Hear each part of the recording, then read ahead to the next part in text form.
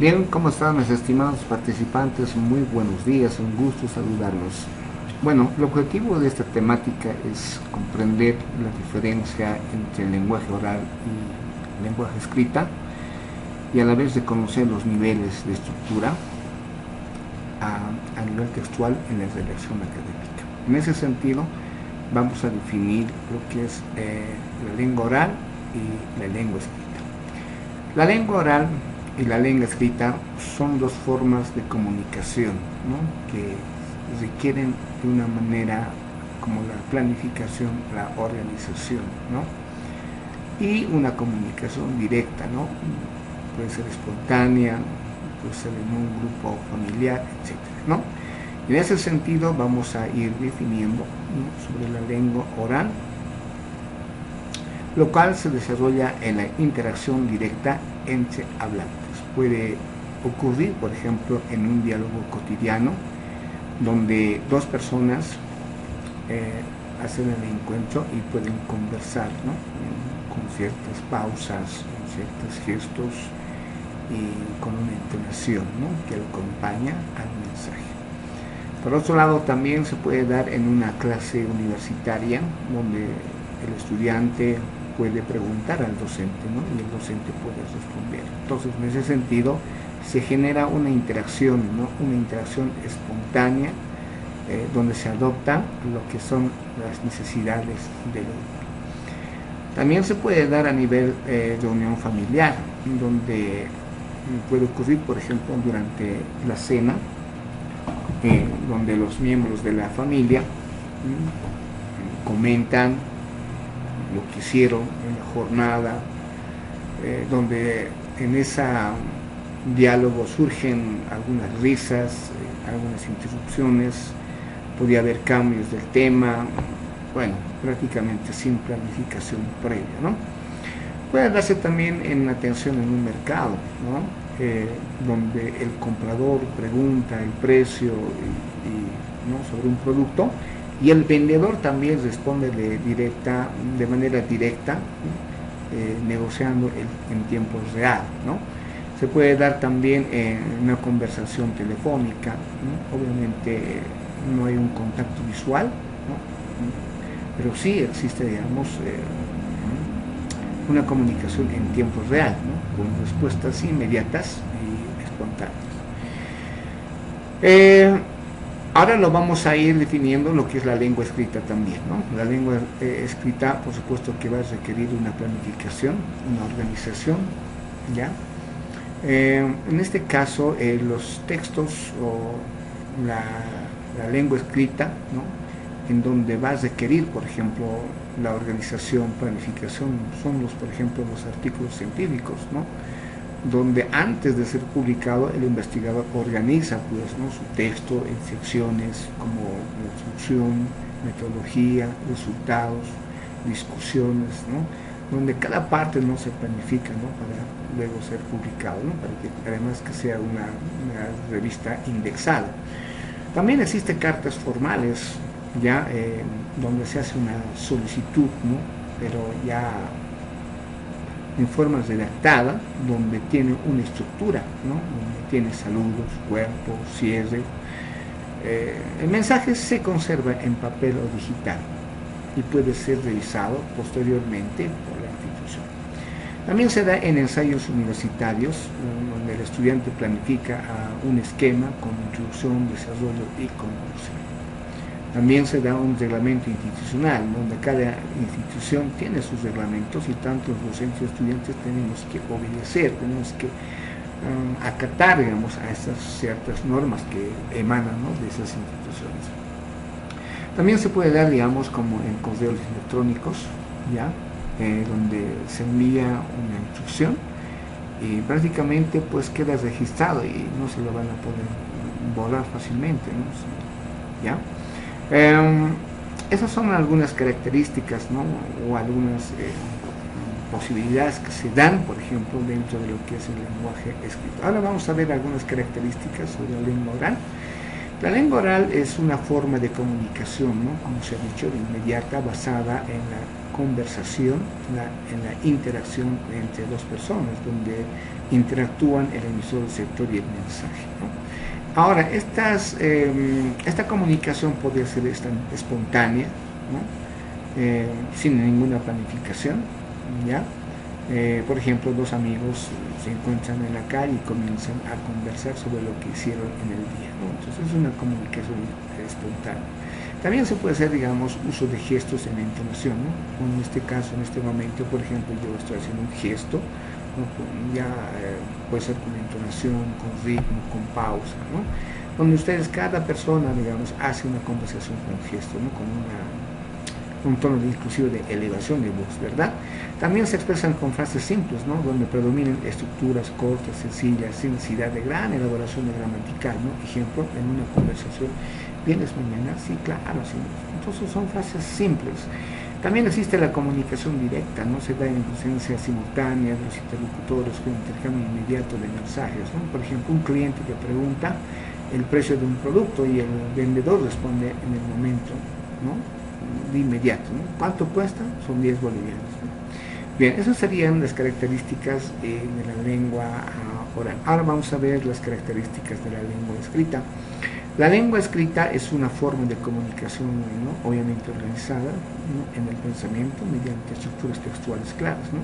En este caso, la conversación, o mejor dicho, la lengua escrita es planificada, ¿no? Es planificada, como ya se ha dicho antes, ¿no? Es coherente, ¿no? También, por ejemplo, existe el uso de vocabulario preciso, puede ser, vamos, técnico, una evaluación formativa, competencia comunicativa para garantizar la claridad. También existe, digamos, manejo en el tiempo, ¿ya? La permanencia del tiempo, ¿no? O sea, un texto escrito puede estar permaneciendo por varios, ¿no? Épocas o años, ¿no? Y eso se puede ser consultado en los diferentes momentos, ¿no? Pero está ahí, ¿ya? También, por ejemplo, existe la importancia de la escritura académica. ¿Cuál es la importancia de la escritura académica, no? Primeramente, digamos, es un lenguaje formal, ¿no? Se emplea en registros de manera cuidadoso, respetuoso y objetivo, evitando expresiones coloquiales informales, ¿no? ¿Ya? Ahí están los ejemplos. También requiere, digamos, de una argumentación, ¿no? Fundamental, ¿no? Ahora, esta argumentación se debe fundamentar, digamos, con ciertas lógicas, ¿no? Para convencer, ¿no? O demostrar un punto de vista, ¿ya? También existen niveles de estructura textual, ¿no? En este caso lo vamos a ver a nivel microestructura, macroestructura y superestructura. Cuando hablamos de microestructura, digamos, estamos hablando de una organización interna de las oraciones y párrafos, ¿no? Donde estamos hablando de conectores, pronombres, referencias. Ya luego viene macroestructura, como su nombre dice, macro, ¿no? Es la organización más grande, ¿no? La manera en que se distribuyen las ideas principales y secundarias para dar sentido completo al documento, ¿no? En este caso, por ejemplo, en una tesis, la macroestructura se refleja en capítulos como introducción, marco teórico, metodología, resultados y conclusiones, ¿no? Bien, también se da la parte superestructura, que es el modelo o esquema convencional que sigue en un tipo de texto según un género académico, define la forma en cómo se concibe el documento, ¿no? Ahora, por ejemplo, en esta superestructura puede haber un artículo científico que sigue la superestructura, como es la introducción, métodos, resultados y discusiones. Un informe institucional donde se organiza en portada, índice, cuerpo de informe y anexos.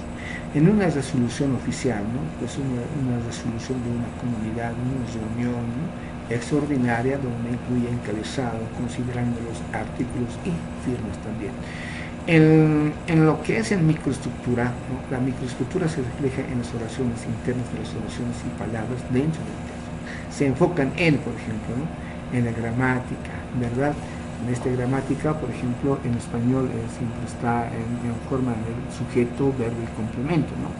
Yo no puedo, digamos, tergiversar, ¿no? Cuando estoy hablando en español, no puedo decir, por ejemplo, yo a la ciudad de La Paz iré, o sea, no.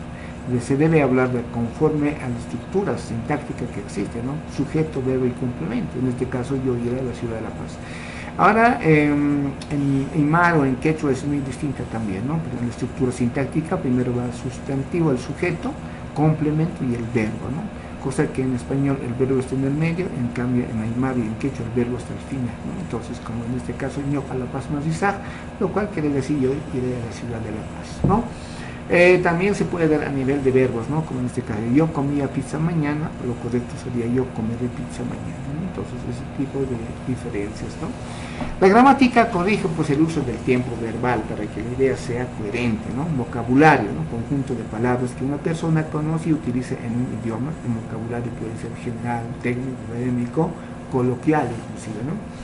En este caso, por ejemplo, el vocabulario general sería casa, perro, árbol, pero si quisiéramos utilizar un vocabulario académico, tendríamos que utilizar algunos términos como la epistemología, paradigmas, enfoques, metodologías, etc., ¿no? El vocabulario adecuado depende del contexto en un artículo científico, ¿no? Se espera precisión técnica, mientras que en una conversación cotidiana se usan palabras comunes. Existe, digamos, la claridad de ideas, capacidad de expresar pensamientos de manera comprensible, ordenada y sin ambigüedades, ¿no? Ejemplo, poco claro sería por decir el proyecto es importante porque hay que hacerlo y si no se hace, entonces no se cumple, ¿no? No se entiende tan bien, pero más claro es esto, ¿no? El proyecto es importante porque genera el cumplimiento de los objetivos institucionales, ¿no? Entonces la claridad se logra eliminando redundancias y organizando las ideas, ¿no? Con precisión. También hay algunas recomendaciones en esta parte, ¿ya? Por ejemplo, emplear verbos precisos y directos que expresen la acción sin ambigüedad. Evita verbos vagos como hacen realizar cuando existen alternativas más específicas. Ejemplo, vago sería el estudiante hizo un trabajo. Más claro sería el estudiante redactó un ensayo, ¿no? Que suena mucho mejor. Redactar frases concisas que transmiten la idea sin exceso de subordinados u repeticiones. Las oraciones largas pueden dificultar de la comprensión y perder claridad, ¿no? Eso se refiere que cuando nosotros hacemos oraciones muy largas nos pueden hacer perder, pero si nosotros hacemos oraciones concretas y precisas, la idea es mucho mejor comprensible. En este caso, por ejemplo, larga y confusa, ¿no? El proyecto que se está desarrollando en la universidad, el cual involucra a varios departamentos y que tiene como objetivo mejorar la calidad educativa, está avanzando lentamente debido a la falta de recursos, ¿no? Lo cual, como usted puede apreciar, por ejemplo, que no está, digamos, tan enlazado con algunos conectores y bueno, prácticamente carecen de la formalidad, ¿no? De una expresión clara.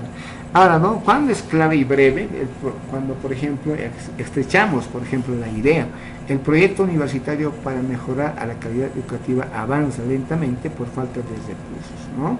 Ahí está. También es importante incorporar palabras o expresiones que enlacen ideas y dan coherencia al texto, ¿no? Los conectores organizan el discurso y guían al lector. Ejemplo, sin conectores, el informe presenta resultados, los datos son relevantes, la conclusión es clara, ¿no? Ahí está segmentada, ¿no? Las ideas, pero cuando no están segmentadas, sin embargo, están unidas con un conector, suena mucho mejor.